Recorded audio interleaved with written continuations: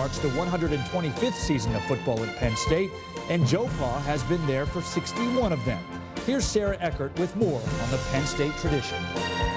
One of the most storied programs in college football began here 125 years ago in 1887 when games were played on the Old Main Lawn, and the players wore pink and black, and there was no famous mascot. In the early 1900s, though, Penn State would become the blue and white Nittany Lions and would play at 2 more locations before moving into Beaver Stadium in 1960, a stadium that would undergo 7 renovations to get to its current capacity of over 107,000. Just as the stadium evolved, so did the coaches. Legends like Hugo Bezdek led the Nittany Lions to their very first bowl game, the 1923 Rose Bowl. Penn State's next bowl game came 25 years later under Bob Higgins, who coached for 19 seasons. Then it was Rip Engel who helped lead the team to 4 straight bowl games and would mentor football's future all-time winningest coach in Division I-A, Joe Paterno.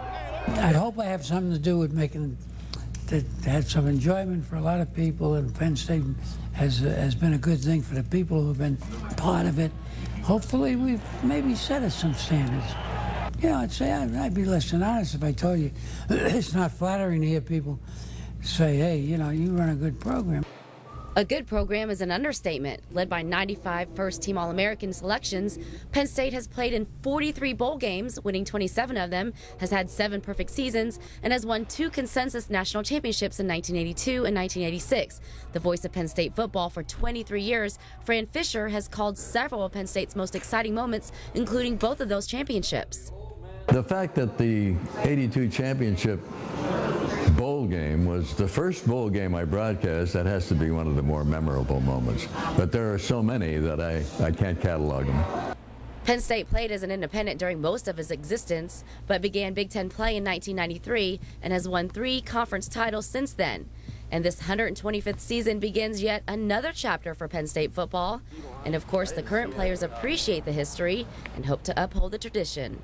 To be in the shoes that I'm in now and the tradition we have here and coming a long lineage of not only guys in my family, but, you know, my position, linebacker, and, you know, it's just it's special. You know, you kind of have to walk around with a sense of pride just that you're a part of something so special. It's cool. Well, Beaver Stadium may be empty right now, but it will surely be rocking when the 125th season of Penn State football kicks off right here versus Indiana State on September 3rd. But if you want a sneak peek of Joe Pa and the Nittany Lions, you can come out to Football Eve, which will be held outside the stadium the night before the season opener. In University Park, for Nittany Nation, I'm Sarah Eckert.